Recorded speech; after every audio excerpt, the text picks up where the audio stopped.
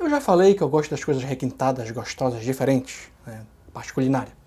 E aí eu tinha, assim, uma coisa romântica por uma doceria, acho que é esse o nome, num bairro chique aqui de Belém, né? Numa rua das mais conhecidas. Eu passava por aquele prédio todo rosa, grande, de vidro na frente. Disse, não, um dia eu vou ter que ir aí. E aí eu disse, vem, chamei a minha digníssima, puxei pelo braço, vamos entrar, hoje é o meu convite e você tem que aceitar. E aí ela entrou, toda feliz, né? E aí, vários tipos de doces, vários tipos de bolo. E eu perguntei para a moça, né, quanto é a fatia? E ela respondeu na maior delicadeza, na maior educação. E eu me virei, né, para minha esposa, porque o pobre, ele é daquele sentido, né? Ele quer aspirar que ele é rico e ele quer ser educado também. E eu me virei para minha esposa e disse, olha, barato, apenas R$4. E aí a moça, toda delicada, né, a atendente, ela se virou e disse, moço, é R$10 a fatia do bolo. Tipo, na cabeça, eu fiquei imaginando depois, ela em pensamento, R$10, pobre. E aí, eu, como todo pobre, que não quer passar vergonha, bem, eu disse, eu vou ter que pedir pelo menos 2 fatias, que era o que eu já tinha, né? Contado com a passagem do ônibus, ou sobrando, eu não lembro bem. E aí, eu disse, não tem problema, vejam 2 fatias. Nós sentamos, cada um de um lado. A minha esposa já sabe que sempre acontece uma cagada, ela põe a mão no rosto, na boca, para poder achar graça, né? Delicadamente, disfarçadamente. E aí, nem pense que eu pedi um suco, porque o bolo, se era R$10, imagina o copo do suco. E ainda tem um detalhe. Deixa eu ver se eu consigo descrever para vocês. Aqui eu acho que não tem nada não, mas eu posso descrever com o meu dedo, porque essa era a grossura da fatia do bolo. Coisa que a gente ia com o garfo e já ia se desmanchando, né? E, por fim, engolindo a seco. Alguma vez vocês já comeram ovo no francês? Algo bem requintado? Não? Eu vou contar essa história para vocês. Aqui tinha um clube que tinha um parque temático, vamos dizer assim, muitos anos atrás. E aí eu ia, cansava de ir, né? Recebia os ingressos gratuitos da empresa e ia com a minha mulher, com a minha filha. E aí ia ver os bonecos, as pessoas, os personagens da Disney. E o Papai Noel, é claro. Tá? E aí eu sempre gostei daquelas coisas refinadas, requintadas, as comidas as melhores, as quais eu não conheço, mas eu quero experimentar. Bem, e aí chegou lá na lanchonetezinha, tá? E aí eu vi lá, ovo no francês. Eu disse, caraca, moleque, deve ser algo muito chique, muito gostoso, alguma especiaria de algum país desse. Né? Afinal de contas, inclusive, o clube era português. E aí, eu disse, não, eu vou querer isso aí. Moço, por favor, me veja um ovo no francês. E a minha mulher, ela já é mais escabriada, né? Mais medrosa. Ela pediu algo qualquer, algo mais comum. Né? E aí o cara demorou lá na chapa, de costa e tal. E papai mexendo aqui, mexendo ali. Eu falei, bem, se tá demorando, porque é algo muito bacana. Né? E era caro, isso foi quase uns 10 anos atrás. Custou em média de uns R$8 por aí. Se hoje R$8 faz falta, imagina há 10 anos atrás.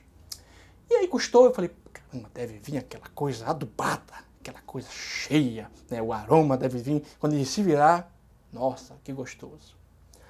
Bem, até que ele se virou, né? E disse, quem é o ovo no francês? E aí eu olhei, né? Todo feliz, e levantei, sou eu! Moleque, quando eu olhei bem na mão dele, eu olhei assim, já mudei, né? Sou eu! Sou eu. Aqui, ó. Já sabe o que era ovo no francês? Não? Não sabe?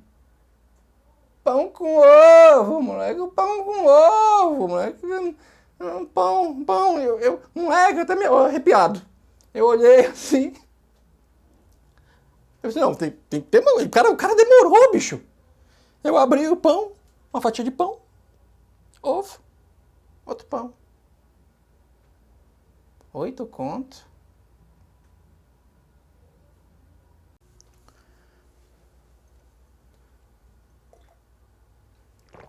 contar cagada, merda, cansa, né? Dá sede. Bora lá. Vou contar a história do dia que eu fui no meu trabalho. Eu fui fazer prova para entrar na empresa que eu tô hoje. Bem, chegou lá e tal, já tinha feito várias provas, né? E eu sempre fui uma pessoa muito positiva, né? Muito pra cima e tal. E um amigo meu, né? O Antônio Marcos, Toninho, ele sempre foi um cara que me deu força. Aí, Toninho. E aí, cara, como é que foi lá? Eu falei, não vou ficar, não vou ficar. Eu sei que não vou ficar, não vou ficar. Mas por quê, rapaz? Para com isso. Eu falei, não vou ficar. Por quê? Porque eu cheguei lá, cara, os caras, primeira coisa, né? Os caras e tal, aqueles cabelos com luzes e tal, as meninas, né? Aquela tudo combinando e tudo, maquiagem perfeita e tal. Os caras tudo com aquelas camisas baby look. E minha era baby bush. Se fosse colocar uma camisa daquela, era baby bush, pra começar, né? Então eu disse pra ele, cara, se eu ficar, deve ser num setor a 1000 metros debaixo da terra, preso com uma bola no pé. Uma bola de ferro no pé. Porque eu não vou ficar em pé, trabalhando em pé. Não vou ficar. E para com isso, cara. Eu falei, eu tenho prova amanhã, eu tenho uma avaliação e tal. E aí eu fui, né? Chegou lá, eram várias, todo mundo numa mesa. E aí a psicóloga, hoje eu tô fazendo psicologia, eu tenho que entender. Eu vou perguntar para saber o que diabo era aquela prova. E aí, qual era a prova? Ela chegou com um copo d'água, palito de fósforo. Você acendia o palito de fósforo e no final, quando, lógico, sentia que o teu dedo estava queimando, você contava um pouco sobre a sua vida e aí você botava o palito de fósforo no copo para apagar a água, né? Apagar o fogo, desculpa. E aí, tá. Todo mundo foi, contou, papapá. Eu não sei se foi o último por aí, não lembro bem. E aí, quando chegou, que eu estava sentindo meu dedo queimando, eu assoprei, né? E joguei o palito dentro do copo. Bem, a psicóloga falou, foi conversar com todo mundo, e aí ela falou assim, agora eu quero saber, né, desse jovem aqui. Quando ela falou desse jovem, moleque, já na minha cabeça, não vai ficar. Eu queria saber, porque você, de todos, o único que apagou o palito e botou dentro do copo. Ela falando, ela terminou de falar, e aí veio aquela coisa na minha cabeça. Doido, esse é doido, esse não vai ficar, tá reprovado. E aí, eu peguei, fui explicar para ela, né, dizendo, olha, é o seguinte, porque de fato era isso, né, já tem até uma história sobre isso, é um trauma, na verdade, que em casa minha mãe, toda vez com medo de pegar fogo, uma coisa, ela acende e apaga, né, e joga lá na lixeira. Bem, falei para ela, a mãe olhou assim e tal, tipo, esse eu não vou querer aqui, esse é doido, mano. E, incrível que pareça, eu fui admitido.